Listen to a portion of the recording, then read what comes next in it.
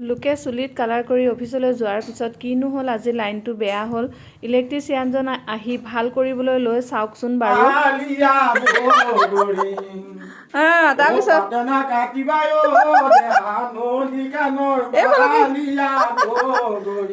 আমাৰ ঘৰলৈ লাইনমেন আহিলে অৱসৰপ্ৰাপ্ত হোৱা নাই তেখেতৰ বিহু চাওক কিমান ধুনীয়া হৈছে টেলেণ্ট আছে দেই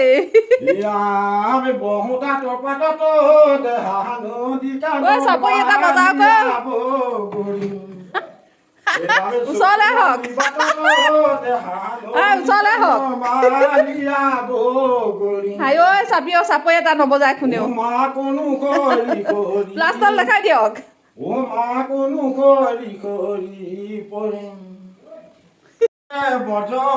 চাপৰি বজায় নাচাওক দিয়ক এনেকৈ থাকিব লাগে এনেকৈ থাকিব লাগে মানে মানুহজনৰ কেতিয়া ৰিটায়াৰ্ড আছে বুলি ক'লে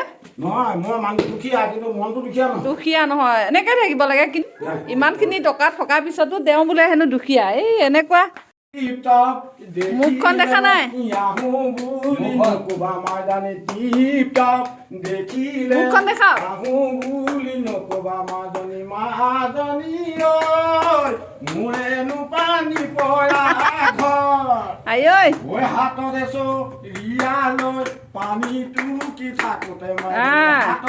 লাইনৰ কামো কৰে